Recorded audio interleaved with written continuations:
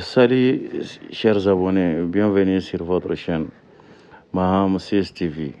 Aujourd'hui, on va parler d'un sujet très crucial, un sujet dont personne n'en parle. Même si on en parle peu. Il s'agit de ce qui se passe au Kenya, à Nairobi.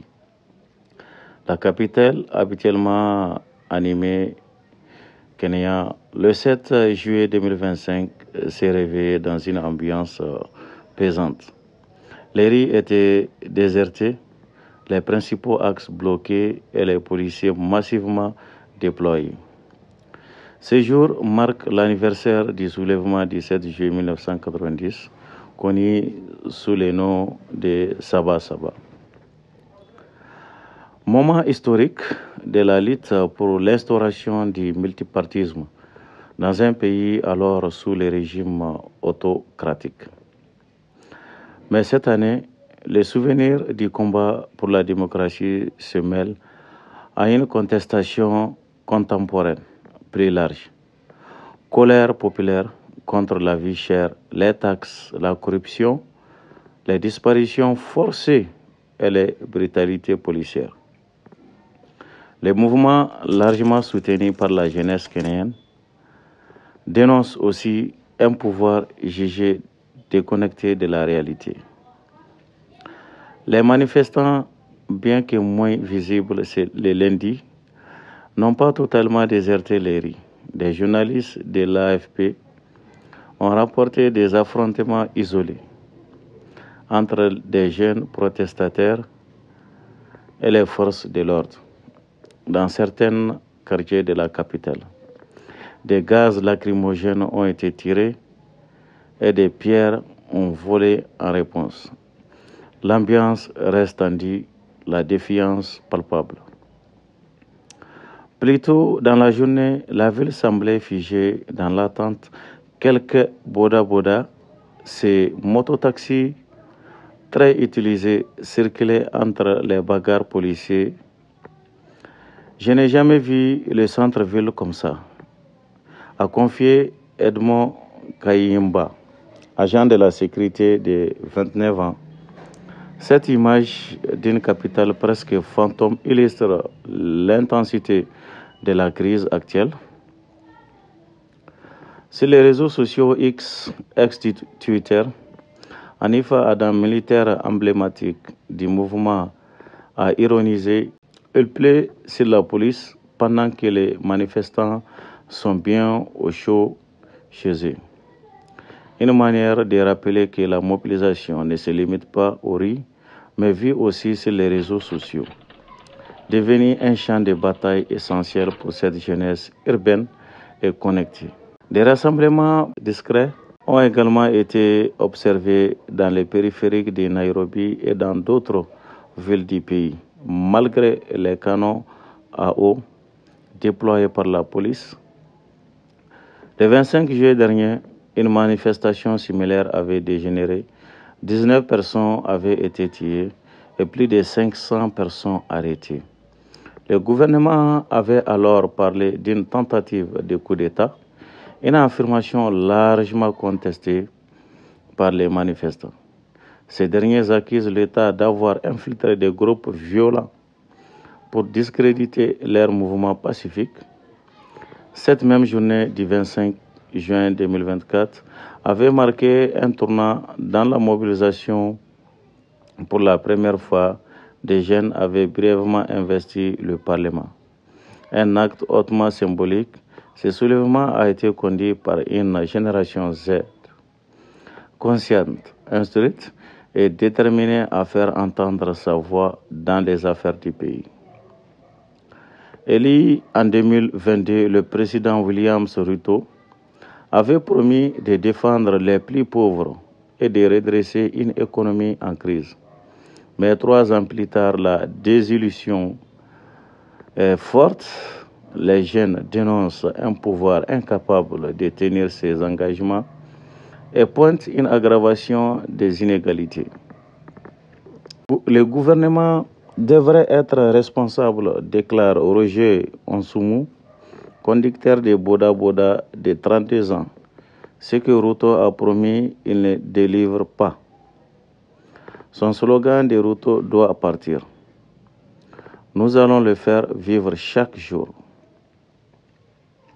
Sur le plan international, la répression a attiré l'attention des organisations de défense des droits humains, comme Amnesty International et Human Rights Watch, qui dénoncent les violences, les arrestations arbitraires et les tentatives d'intimidation.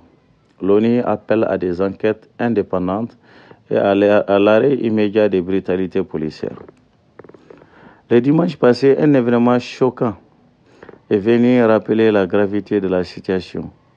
Un gang armé a attaqué le siège de la Commission kenyane des droits humains, alors qu'une conférence de presse y était en cours pour dénoncer les dérives sécuritaires.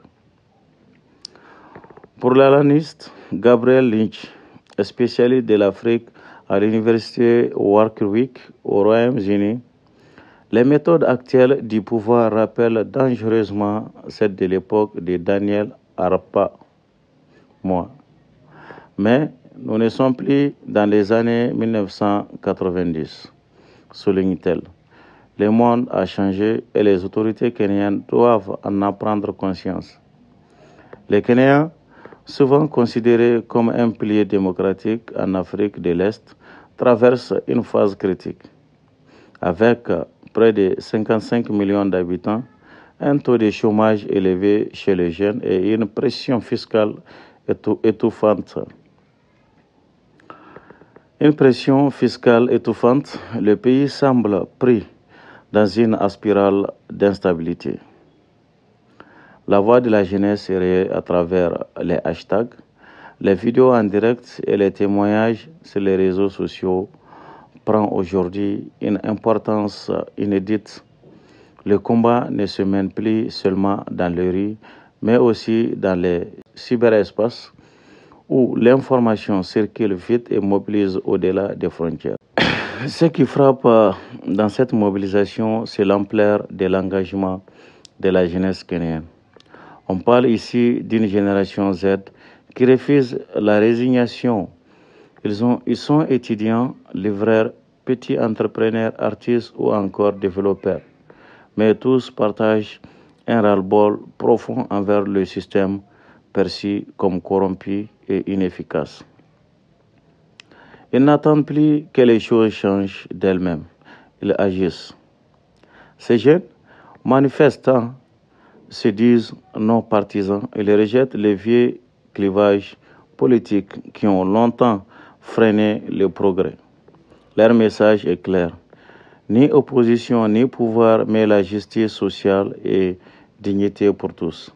Leur principal outil de mobilisation, les réseaux sociaux, grâce à TikTok, X, Facebook et WhatsApp, ils partagent en direct les manifestations, les violences policières, mais aussi les discours de solidarité et d'espoir. En quelques minutes, une vidéo filmée depuis un smartphone dans les rues de Nairobi peut faire le tour du monde et sensibiliser l'opinion internationale. Face à cette pression grandissante, le gouvernement Ruto campe sur ses positions. Le président affirme que les réformes économiques sont nécessaires pour redresser le pays.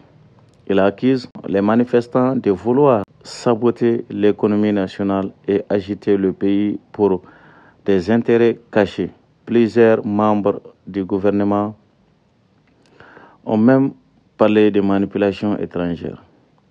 Mais cette posture rigide ne fait qu'aggraver les forces entre le peuple et le pouvoir. De nombreux observateurs estiment que le président Ruto est en train de rater l'occasion d'ouvrir un vrai dialogue national dans un pays où les traumatismes des années de dictature restent encore vivants dans les mémoires. La tension actuelle au Kenya soulève aussi des inquiétudes pour la stabilité de la région.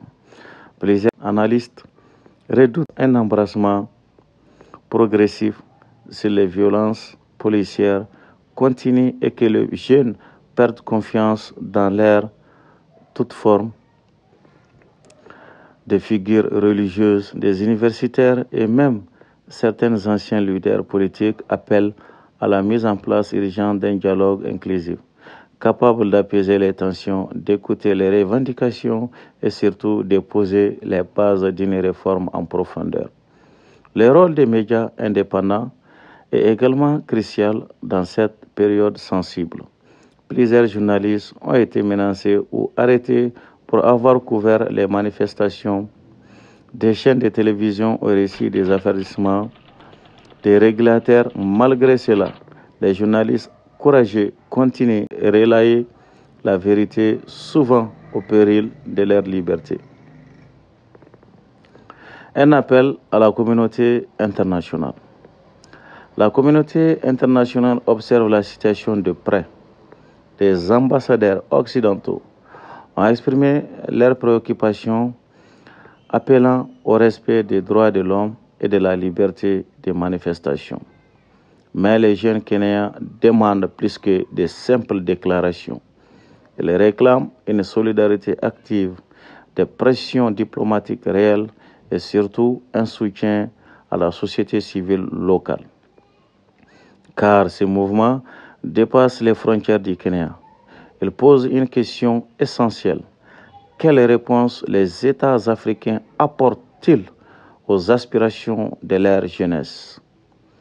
Le 7 juillet 1990, les Kenyans s'étaient levés pour demander le multipartisme. Aujourd'hui, 35 ans plus tard, une nouvelle génération s'élève pour réclamer une démocratie réelle, sociale, équitable et moderne. Ils refusent la peur, la corruption et les promesses non tenues. Leur message est un cri de cœur. Ils veulent un Kenya qui écoute, qui protège et qui offre un avenir. Merci d'avoir suivi cette analyse sur Maham 6 TV. Pense à t'abonner, à liker et à activer la cloche de notification pour ne rien rater de l'actualité africaine et internationale. Maintenant, dis-nous en commentaire ce que tu penses de la situation au Kenya.